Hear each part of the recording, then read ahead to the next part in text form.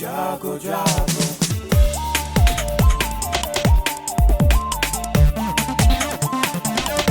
Radio जागो जागो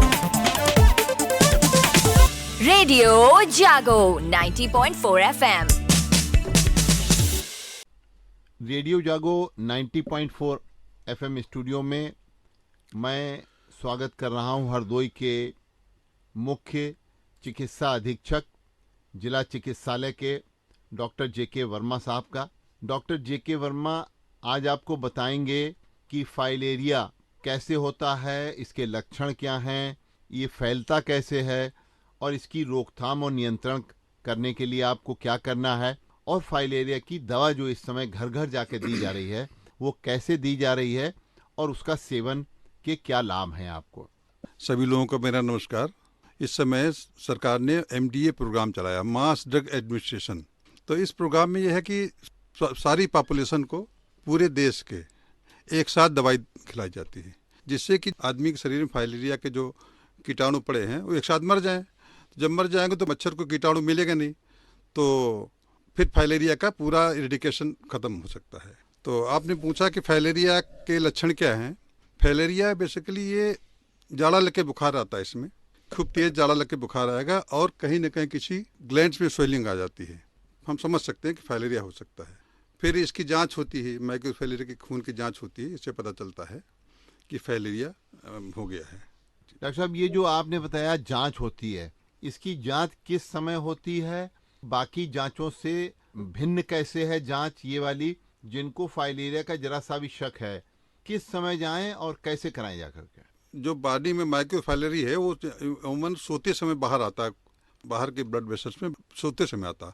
तो या तो इसकी जांच रात में सोते समय ही ब्लड लिया जाता है, तो उसके माइक्रोफाइलेरी कीटाणु निकल आते हैं उसमें। यानी कि जिनको फाइलेरिया का शक है उनको रात में ही इसकी जांच कराना चाहिए। हाँ। हमारे श्रोताओं को ये बात बहुत ध्यान देनी है कि फाइलेरिया का अगर शक है कभी भी तो उसकी जांच दिन में न कराएं, उसकी जांच रात में कराएं।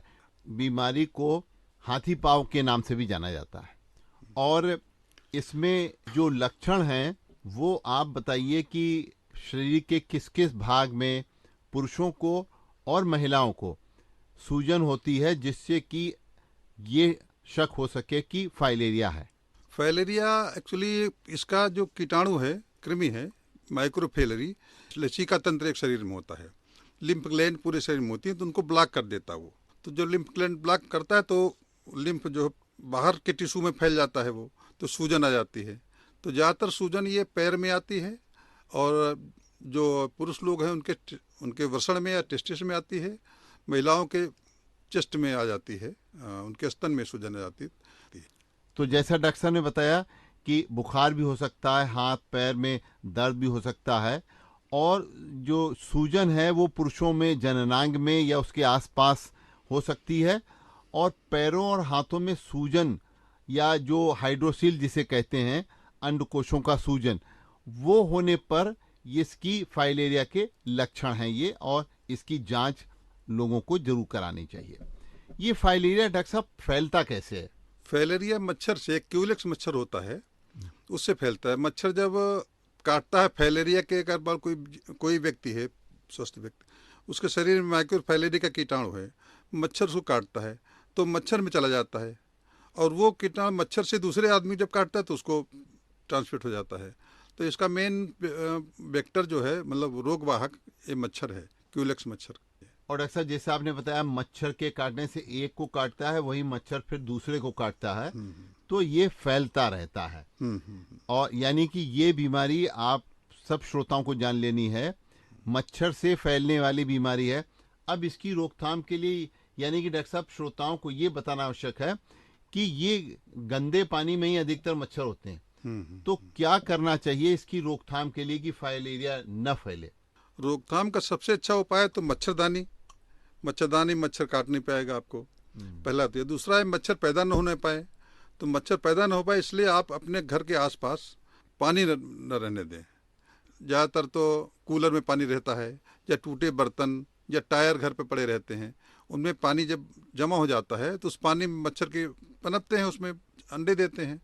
और बाकी तो जो सरकार चला रही मास ड्रग एडमिशन प्रोग्राम, एक साथ सब जब पूरे शरीर में सबके कीटाणु मर जाएंगे तो मच्छर को कीटाणु मिलेगा नहीं, तो नहीं मिलेंगे तो नहीं फैल पाएगा। इसलिए सरकार एक साथ दवाई खिलाने का प्रोग्राम अभियान चल रहा है इस समय फाइलेरिया उन्मूलन। इसमें दवाओं का सेवन करने के लिए लोगों को सुझाव दिया जा रहा है। क्या ये जरूरी है सबको, हर व्यक्ति को दवा खाना? हाँ, दवाई अगर हर खाएगा ना एक साथ, तो एक साथ सबके शरीर में कीटाणु मर जाएंगे जी। तो सब कीटाणु जब मर जाएंगे तो मच्छर को मिले कहाँ कीटाणु फैलाने के लिए जी। दवाई सरकार का प्रोग्राम बनाया गया है कि एक साथ जब सबके शरीर में कीटाणु मरेंगे तो ये मच्छर को नहीं मिलेगा, तो फिर ये बीमारी करीब करीब खत्म होने की संभावना पहुंची। डॉक्टर साहब, अगर किसी ने ये दवा का सेवन किया है तो वो बताइए डॉक्टर साहब कि कितनी उम्र के बाद वाले को ही ये दवा खानी है, या जिनको डायबिटीज है, इस तरीके की कोई बीमारी है, उनको दवा खानी है कि नहीं खानी है, इस बारे में थोड़ा बताइए। इसमें जो बच्चा 1 साल से कम है उसको तो कोई दवाई नहीं देनी है। बाकी जो गंभीर रूप से बीमार है या गर्भवती महिला है, इन लोग दवाई नहीं देनी है। और बाकी जो उम्र के हिसाब से इनके अलग अलग डोजेज हैं, उस हिसाब से जो हमारे हेल्थ वर्कर हैं उनको पता है, वो अपना उस हिसाब से दवाई पूरी पॉपुलेशन को खिलाते हैं। ये दवा क्या है? ये इसमें 3 दवाएं होती हैं जी। एक तो एल्बेंडाजॉल है जो पेट कीड़े मारती है, दूसरी दवा DEC है।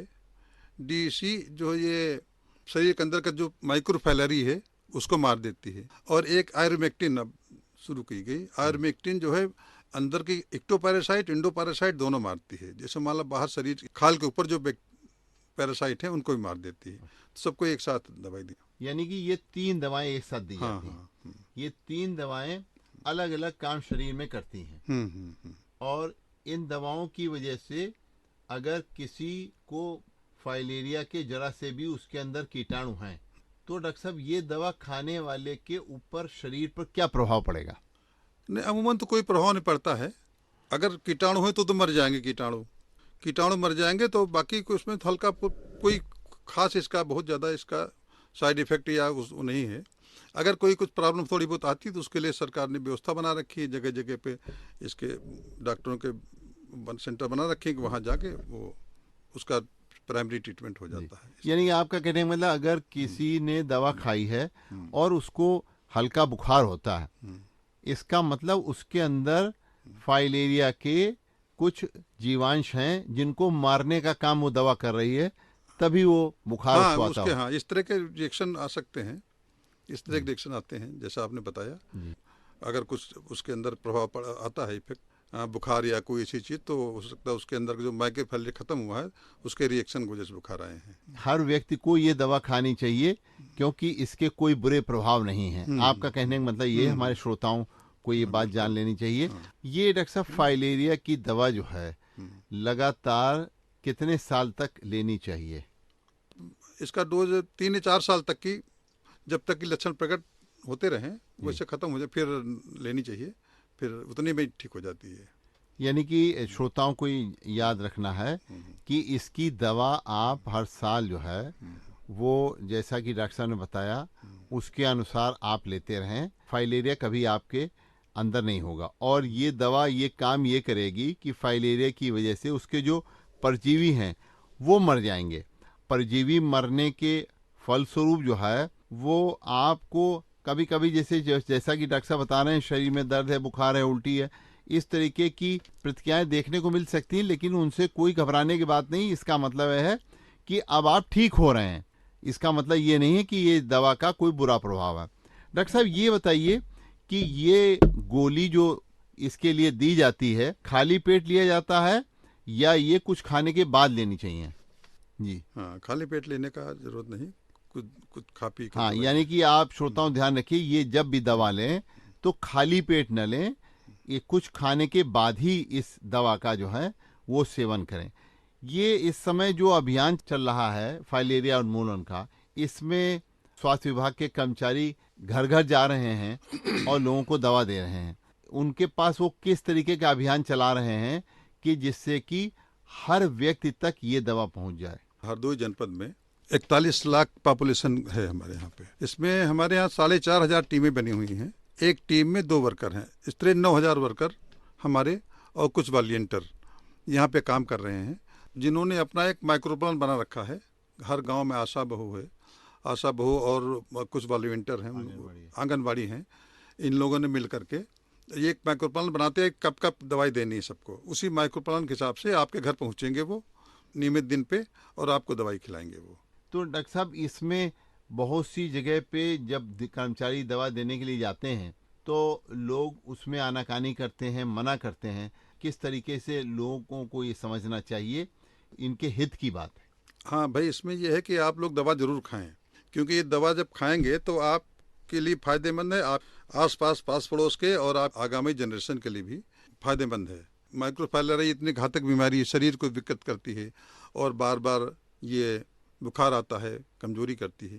तो ये बीमारी अगर ख़त्म हो जाएगी तो सबके लिए फ़ायदेमंद है। साल में एक बार दवाई खानी होती है, तो इसको आप लोग ज़रूर खाएं, इसको मना न करें। सभी लोगों को इस दवा का सेवन करना चाहिए, तभी पूरी तरीके से ये समाज से ये बीमारी जाएगी और तभी पूरा समाज स्वस्थ होगा। डॉक्टर साहब, ये जो दवा देने का पूरा प्रक्रिया चलाई जा रही है, जिसमें 9,000 लगभग कर्मचारी घर घर जा रहे हैं, इसमें आपका वहाँ से स्वास्थ्य विभाग द्वारा जो है वो किस तरीके की व्यवस्था की गई है कि ये 9,000 कर्मचारी हर घर पहुँच जाएं और हर व्यक्ति तक दवा पे, क्योंकि हर व्यक्ति को दवा देना बहुत मुश्किल काम है। तो इस मुश्किल काम को आसान कैसे किया जा रहा है? ये हमारी एक तो आशा और आंगनवाड़ी आपके घर परिवार के आसपास के हैं, तो ये पूरा आपको जानती हैं, आपके घर को जानती हैं, पूरे गांव के बारे में जानती हैं। तो ये सब माइक्रो प्लान ये लोग बनाती हैं और इनके ऊपर हर CSC PSCH पे डॉक्टर हैं, सुपरवाइजर्स हैं, ये सब विजिट करके देखते हैं लोग। और इसके अलावा हमारे एडिशनल CMO हैं जो लगातार इसको मॉनिटर करते हैं, और शासन स्तर से, मंडलीय स्तर से भी अधिकारी लगाए गए हैं जो लगातार देखते रहते हैं, इस पूरे प्रोग्राम को मॉनिटर करते रहते हैं। रेडियो जागो 90.4 FM भी फाइलेरिया के उन्मूलन में आपके साथ कंधे से कंधा मिला करके काम कर रहा है, क्योंकि जागरूकता ही इस बीमारी का सबसे बड़ा बचाव है। हमारे रेडियो जागो 90.4 FM के भी कार्यकर्ता आपके जो स्वास्थ्य विभाग के कर्मचारी हैं उनके साथ जाते हैं और गली मोहल्ले में जा कर के लोगों को जागरूक करने का काम कर रहे हैं। हम रेडियो के माध्यम से भी प्रतिदिन प्रसारण करके लोगों को जागरूक कर रहे हैं, क्योंकि सामाजिक उत्तरदायित्व सभी व्यक्ति का है। आज समाज से इस बीमारी का उन्मूलन तभी हो सकता है जबकि समाज का एक एक व्यक्ति जो है जागरूक हो और एक एक व्यक्ति सरकार के इस जो फाइलेरिया उन्मूलन का अभियान है उसमें कदम से कदम मिला करके आगे आए। तो हम रेडियो जागो 90.4 FM की ओर से भी सभी से ये अनुरोध करेंगे कि आपके पास जब स्वास्थ्य विभाग के कर्मचारी फाइलेरिया की दवा लेकर के आएं तो आप उनके साथ एक सम्मानजनक व्यवहार करें, क्योंकि वो आपके लिए जीवन रक्षक एक तरीके से काम कर रहे हैं और आप इस दवा का सेवन अवश्य करें। जैसा कि हमारे साथ हरदोई के जिला चिकित्सालय के मुख्य चिकित्सा अधीक्षक डॉक्टर JK वर्मा ने अभी आपको बताया कि ये बीमारी जो है लाइलाज है। ये आप मत सोचिएगा कि अगर आपको फाइलेरिया हो गया है तो कोई दवा लेकर के आप ठीक हो जाएंगे। एक बार हो गया है तो डॉक्टर साहब हमेशा वो फाइलेरिया रहेगा ही। हाँ, दिक्कत ये है ना, इसका जो दवाई खाती है, दवाई माइक्रोफाइलेरिया मार देता है लेकिन उसके अंडे नहीं मार पाता है। इसलिए जब अंडे फिर बड़े होते फिर बुखार आता है बार बार, इसलिए इस दवाई को बार बार लेना पड़ता है।